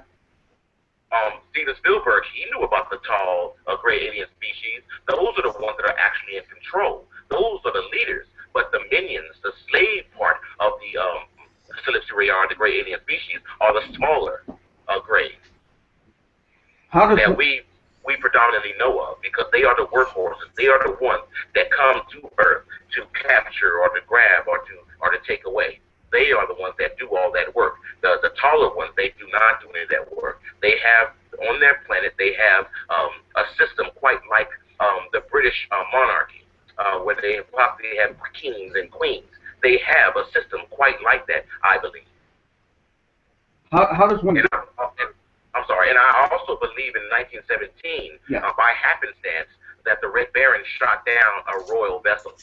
That's just me. My research tells me something important was shot down in 1917 of a great alien ship. Something important was shot down, whether it was a citizen or a royal. Something was shot down. And ever since 1917, there have been massive sightings of UFOs that continue to this very day. What are they here for? My research leads me to believe that they've been looking for something or someone. That's just me.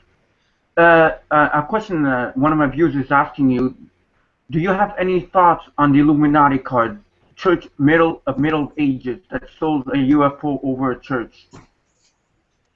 That sold a UFO over a church? No. What are your thoughts on the Illuminati card game? The Illuminati card game. I don't know about the Illuminati card games. I know about the Illuminati, and the Illuminati is part of the reptilian clan. It's part of the reptilian agenda. That's what the Illuminati is. And the Rothschilds are involved in it. Yes, I've never heard of that game before. Okay, no, because there is. I have a Illuminati card game, and on one of them, well, I don't have this particular one, but my viewer here says the Church of the Middle America that shows a UFO over a church. Like I said, it says UFO over a church. I wouldn't put it past it, because I'm telling you, it has nothing. Religion is a figment of someone's imagination. All that stuff was created and as a means of control. Just like PSYOP was a weapon created as a means of control. Religion, no matter what sect you're in, it was created as a means of controlling the masses, controlling humanity.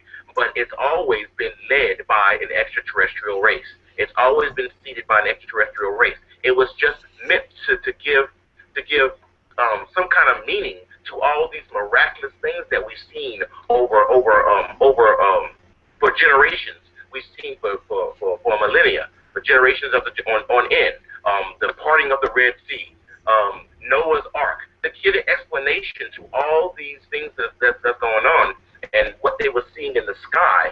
All these, trying to give explanation to them. That's what religion was created. It was created as a way of explaining both explaining these crazy incidences and explaining as a means of control.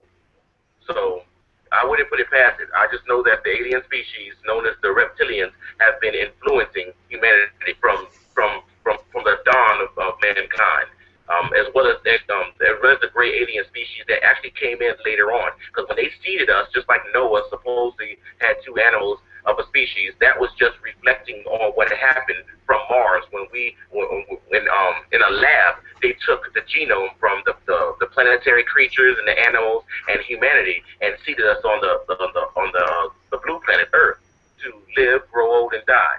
So they seeded us up here to grow naturally or to develop naturally. But an asteroid hit the planet some billions of years ago, and that actually happened to be an iguanoid ship. And that iguanoid ship has been on this planet since then. And when the great alien species came back to check on their experiment, i.e. humanity, and the development of the planet itself, they found that the great alien species was like a virus on the planet. And in order for them to try to rid the planet of that virus, they would have to destroy it just like they did Mars, our first planet. What about chemtrails? Chemtrails. I believe that chemtrails. My research leads me to believe that chemtrails, based on following Roosevelt's words and warnings once he died. It was Harry S. Truman, who his successor, who actually greenlighted the military-industrial complex that Eisenhower spoke against in 1961 in his farewell address to the nation.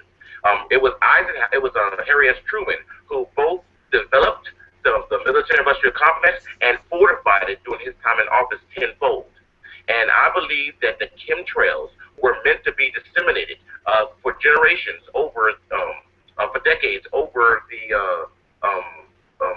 the United States in whole. I'm talking about in all 50 states, now 50 states, but 49 then, but now 50 states.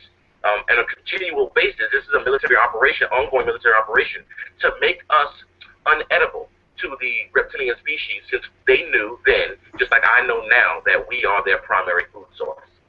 I believe that the chemtrails is pretty much a way that Harry S. Truman was trying to prevent humanity from being on a dinner table of a reptilian species, making us unappealing or unwanted by the species that were consuming us.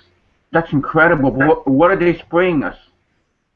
I have no clue. I have no clue what that is. These are weapons that are developed that I'm just alluding to because I don't know great detail on it. My research leads me to believe that was a primary focus. It could be a different reason for the chemtrails now, because if you know, there were many different experiments with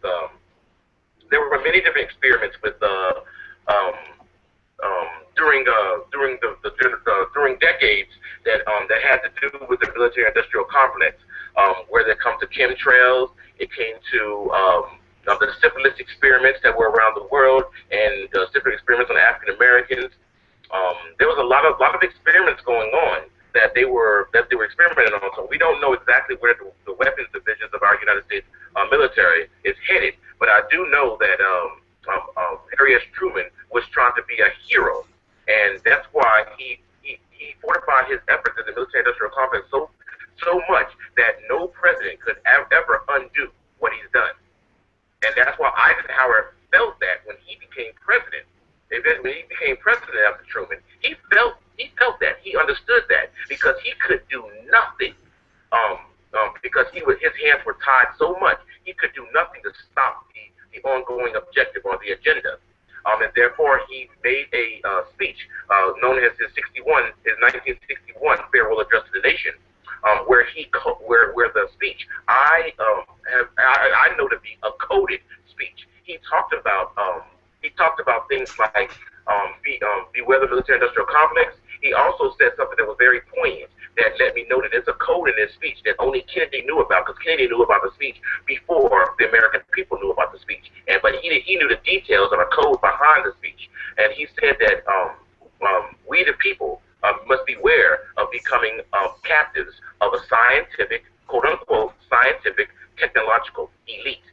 We are pretty much at the behest of the military-industrial complex, and we are nothing but, you can call us mice in a lab, if you will. A question I have is also, what's next for planet Earth? That right there, I have to think on the top of my head. I have no clue what's next on planet Earth. I do know that I believe that disclosure is going to come soon. Now, I'm not talking about that crap disclosure when it's coming from our supreme rulers over the planet and over politics and in the judicial, the executive, and the legislative branches. I'm not talking about that type of disclosure. Which will never really get a full disclosure from them. I think disclosure is going to come in the form of an extraterrestrial species revealing themselves to us and letting us know exactly who we are. I believe that that's what's next for planet Earth, or a major destruction altogether of planet Earth, as was the case with Mars and mankind that were on Mars. Mars was our first planet. That was humanity's first planet. Earth was not. Earth, I believe, is our second. The only thing my research leads me to believe is Mars is our first planet. But I don't believe any other planet was our planet, because it's been trillions upon trillions of years. And I think Mars was our first planet, Earth being our second planet. And they've been on the cusp of destroying this planet for countless generations, and that's why Eisenhower got involved. Also, my research leads me to believe that Eisenhower, not only was he the chosen spokesperson for the human race charged by Roosevelt and then Secretary of State Cordell Hull, but he also, after the bombing of Hiroshima and Nagasaki, he was awarded a seat, the first ever human to be awarded a seat on something called the Council of Galaxies. And the Council of Galaxies is an off-planet reserve where they met all different species from the known galaxies, and that just goes into a lot of hyperbole.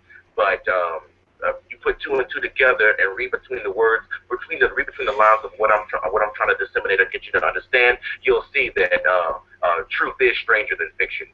But yeah, Eisenhower was a big deal to the human race. He has a history that's even bigger than the history that we know. Can these aliens travel back in time? No, they cannot. They can travel off-world. They can travel through wormholes, or what you call wormholes. They can travel to their planet, which is more than like 520 light years from Earth. They can travel like that, but traveling back in like time back and forth, I don't believe that at all. That's just me. That's just my own theory or my own understanding of it. They can't travel. They're flesh creatures, and they're flesh beings, just like the human race is. They have technology that they may be able to travel back in time, but there's no need. They have technology that can get them from one place to the other very fast. And I don't think it has to do with time travel, but I think it has to do with wormholes. It's just like John Carpenter's film, They Live. He talked about that as well. Remember how when Roddy Piper, and then I forgot the name of the other gentleman, when they went down underground and they were, casing out the place that they were trying to hold up and destroy.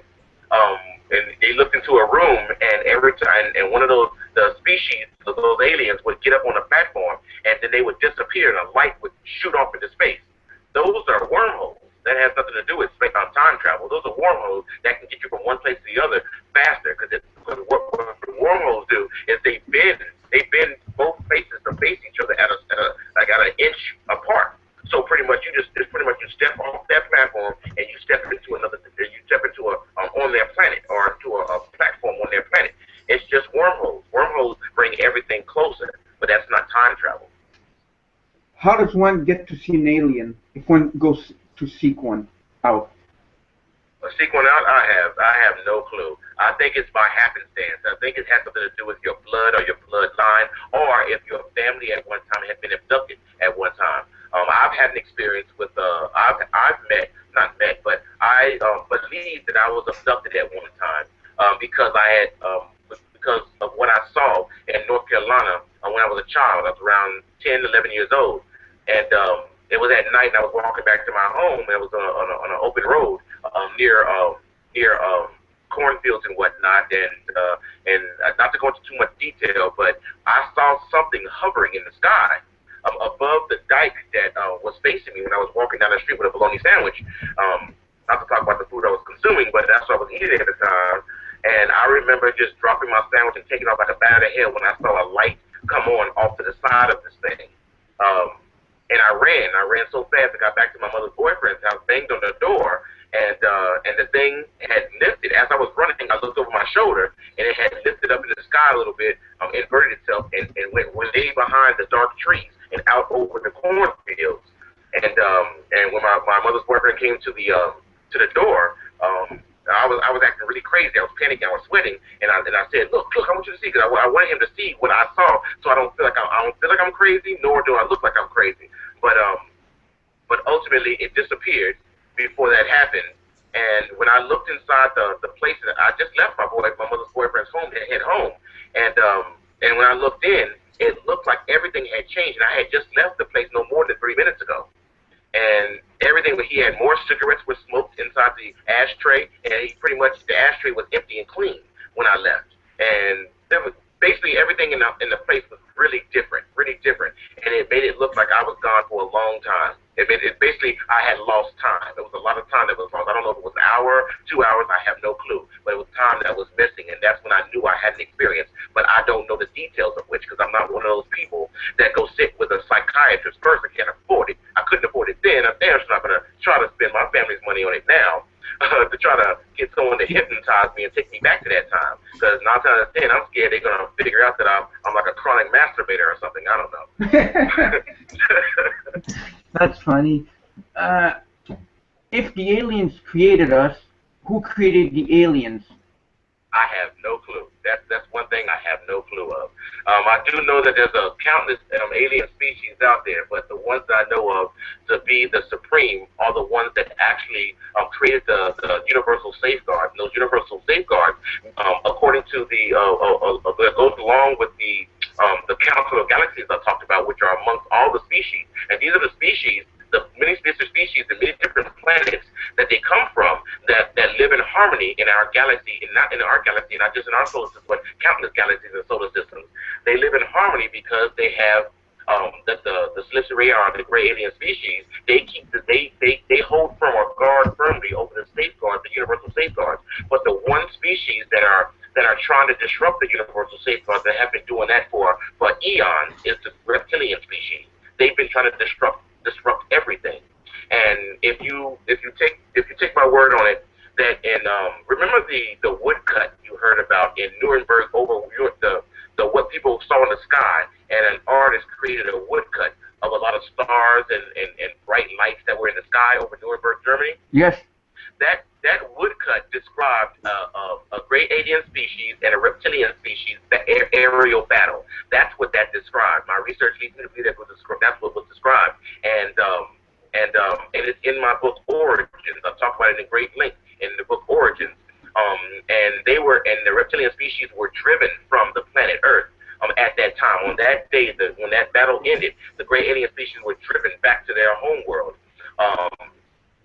Driven away from Earth and away from humanity. But what the great alien species didn't realize that since the dawn of mankind, the reptilians had already seeded reptilian minions, crossbreeds on this planet around the world to continue their agenda, whatever maniacal agenda that they have. And you ever heard of Arnold Granger that was flying over, I forgot where he was flying over, but he saw ships that came in to the atmosphere. Silver Disc, if anybody knows about Arnold Granger, he was like a pilot in a twin-engine plane, just a pilot, and he saw these 9 or 10 discs coming into the atmosphere.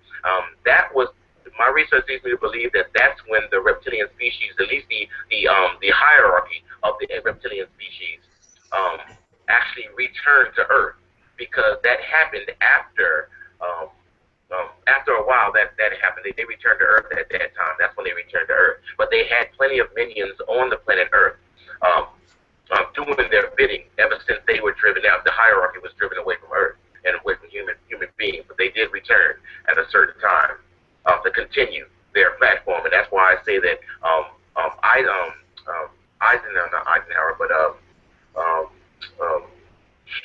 Albert Einstein was a reptilian. He was a reptilian, and he was one of them that gave he was one that gave that information on the Manhattan Project and fusion energy for nuclear weapons to Roosevelt. Roosevelt then greenlighted the Manhattan Project, and we have nuclear weapons to this day. How does the Hollow Earth theory connect to all of this? That's the subterranean. That's the theory about the subterranean. Whereas the reptilian species lives beneath us. The hierarchy of the subterranean. They can go to a planet. They have a planet. Well, I don't know what the planet is. But they have a planet, but they also refer to Earth as being theirs. And what they're doing is internally and externally, they're warming our planet. They're manipulating our atmosphere, just like when Superman was. Remember that last Superman that came out recently? Yes. Where that machine came down and just started to change the atmosphere on Earth. It's the same thing as what the gray aliens are doing. It's called terraforming. That's exactly what they're doing. They're trying to make it more suitable for their genome, for their species. Could there be an actual Superman coming that exists that we don't know about, like superheroes besides Captain America? I doubt it. I doubt it. Those are, I believe those are a figment of someone's imagination, even though they do have relevancy. But when it comes down to what we believe in being super, no, because what we believe in being super is anybody that can do anything another human can do. So if I can't tell a terraform book in half, and another person can tear a phone book in half, I'm going to look up to him just a little bit more than I would look up to myself, because he can do something I can't do. That's all the concepts of Superman and the superheroes came from, because Captain America, Batman, Spider-Man, all these they're not superheroes. They're a figment of someone's imagination. If you want to talk about a superhero, you need to talk about the first and only original superhero that was Superman. And he wasn't even a superhero. He was just happened to be an extraterrestrial that came from the planet Krypton to Earth, and the yellow sun from our planet made him super. You know what I mean? Exactly. But what do you think of Stan Lee? Do you think he was a reptilian? Because he told a lot of stories, and he's still alive. Well, I think Stan Lee, just like many other authors, at certain times they were used, or manipulated, or used, or worked deals with the United States government in their clandestine operations to brainwash us into accepting the super soldier when that time comes, just like Captain America. Just like that concept of Captain America I talked about earlier. I think Stan Lee is part of that agenda. We've got to end our show in about 2 minutes. So in closing, is there anything you want to tell our viewers? We definitely want you back. Go ahead. We definitely want you back, but is there anything you want to say in closing? Well, you can check out my work on www.theriderbooks.com. You can type in A.K. Kuykendall through your favorite search engines, and you'll see articles and talks of my work and my theories and my hypotheses pop up everywhere. The book, The Evolution of the Patron Saint, which is book number 1 in the Conspirators Odyssey series, I advise you to check that out prior to the book coming out, Origins. When that does come out, I would definitely let everybody know. You'll see it in social media. Pretty much you couldn't miss. You can't throw a rock without missing the concept or my advertisement about Origins coming out. And I'll let you guys know so you can be able to get a copy. But if you need to know anything about me, if you want to reach out to me, just write me at info@theriderbooks.com. Again, that's info@theriderbooks.com. And my website again is www.theriderbooks.com. And thank you so very much for having me and tolerating me and listening to what I have to say. It's been a pleasure. We'll definitely get you back on. And this show, once the show is recorded, I'll send you a copy of it, and you could post it anywhere. It'll be on YouTube. That'd be perfect. Thank you. All right. Thank you very much, A.K. God bless you, and talk to you soon again. All right. Take care. You too. Bye. What a wonderful guest we had on tonight, didn't we?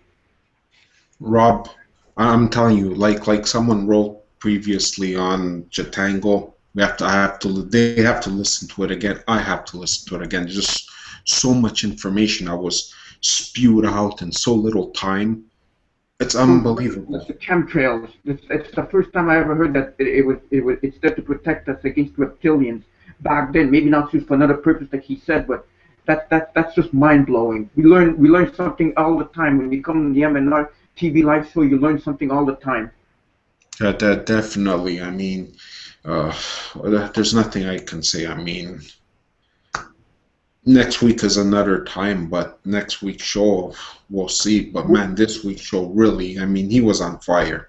He was on fire. It's too bad we had to end the show. I didn't want to end it, but we have to have time constraints. We even went into overdrive a bit.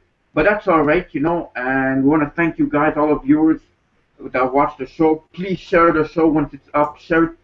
That's all we ask, and please leave comments, and just keep sharing it, and we'll see you all next week on the MnRTV Live Show. Have a good night, everybody. Thank you. Yes, thank you very much for watching. We'll be back next week. Take care of yourself, stay safe, and do what you gotta do. Keep watching and keep posting, and thank you. Have a good one. Good night. Bye.